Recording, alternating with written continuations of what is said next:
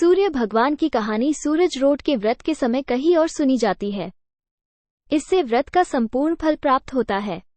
रविवार के व्रत में भी सूर्य भगवान की कहानी सुनते हैं। किसी गांव में एक माँ और उसकी बेटी दोनों सूरज जी का व्रत किया करती थी। एक बार सूरज जी के व्रत वाले दिन माँ ने बेटी से कहा, मैं पानी लेने जा रही हूँ, तू 2 रोट बनाकर रख लेना। एक छोटा और एक बड़ा रोट बनाना जो हम पूरा खा सके, क्योंकि रोट को झूठा नहीं छोड़ते। रोट के आटे में नमक मत डालना, यह अलूना होता है।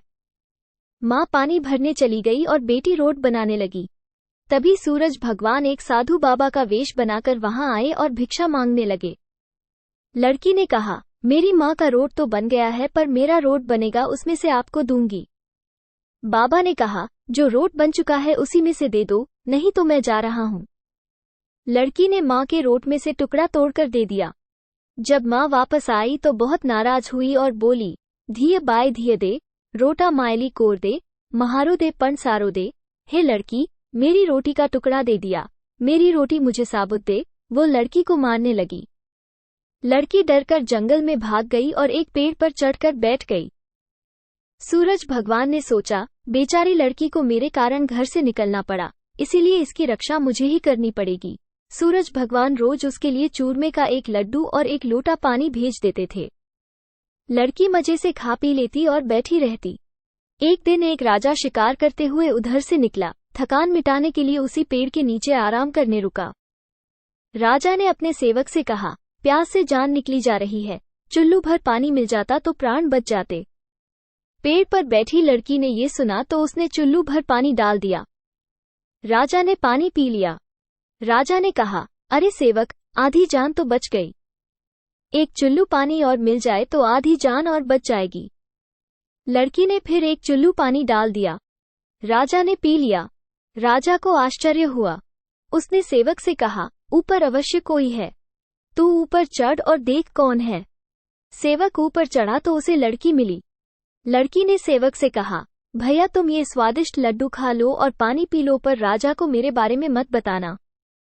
कह देना कि ऊपर कोई नहीं है, पता नहीं राजा मेरे साथ कैसा व्यवहार करेगा। सेवक भूख प्यास से परेशान था। उसने लड्डू खाया, पानी पिया और नीचे जाकर राजा से कह दिया कि ऊपर कोई नहीं है। राजा ने सेवक से कहा, तू ऊपर गया तब तो थका हुआ था और आया तो तरोताजा दिख रहा है। नहाया और खाया हुआ मनुष्य छिपता नहीं है। मुझे संशय हो रहा है, मैं खुद ऊपर जाकर देखता हूँ। राजा पेड़ पर चढ़ा, वहां सुंदर सी ब्राह्मण कन्या को पाया। राजा ने कहा, डरो नहीं, तुम बहुत सुंदर हो, मेरे साथ चलो, मैं तुमसे विवाह करना चाहता हूँ।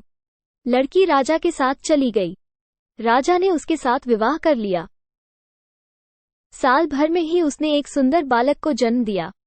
उसकी अन्य रानियां, उसकी देवरानी, जेठानी आदि उसकी और उसके पुत्र की सुंदरता से जलने लगी थी। सूरज जी का व्रत आया। लड़की रानी ने व्रत के लिए रोट बनाया।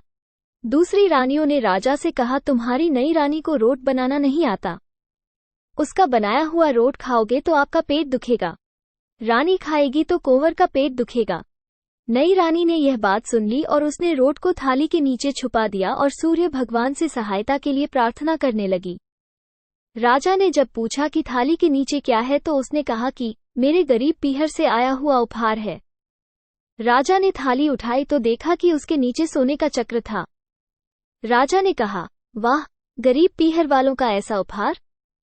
नई रानी चुप रही।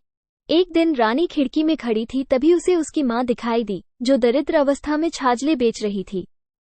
उसने सोचा, माँ को यहाँ बुला ले तो यहाँ आराम से रह लेगी। इतने नौकर चाकरों में वो भी कुछ काम कर लेगी और किसी को पता भी नहीं चलेगा।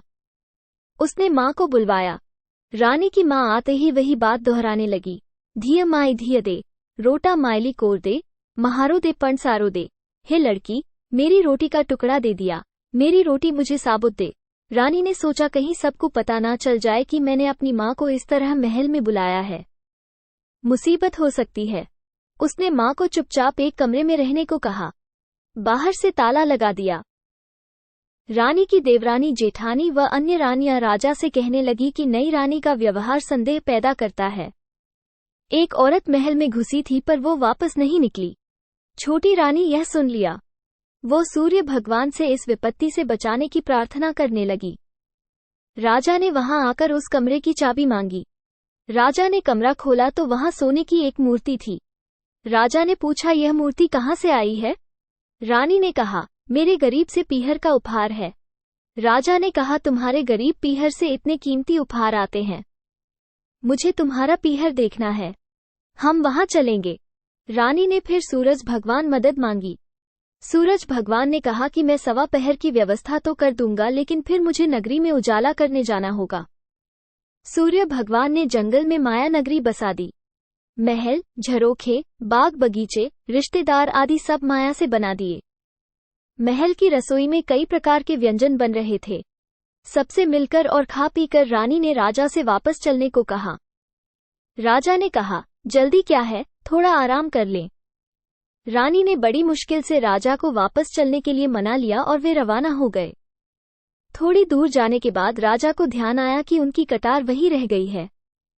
राजा ने सेवक को कटार लाने भेज दिया। सेवक वहां गया तो देखा कि वहां जंगल के सिवा कुछ भी नहीं था। कटार झाड़ी में पड़ी मिली। कटार लेकर सेवक आया और उसने ये सब राजा को बताया। राजा को पहले ही शक था। उसने तलवार निकाल ली और गुस्से में आकर रानी से सच बताने को कहा। रानी ने सब कुछ सच सच कह डाला और सूरज भगवान की कृपा और मदद के बारे में भी बताया। ये सब सुनकर राजा बहुत खुश हुआ और रानी को सूरज रोट का व्रत अच्छे से करने को कहा। रानी का मान और बढ़ गया। हे सूरज भगवान, जैसा सुख उस लड़की को मिला वैसा ही सुख ये कहानी कहने और सुनने वाले को भी प्राप्त हो। बोलो सूरज भगवान की जय। विस्मयादिबोधक चिन्ह, विस्मयादिबोधक चिन्ह, विस्मयादिबोधक चिन्ह।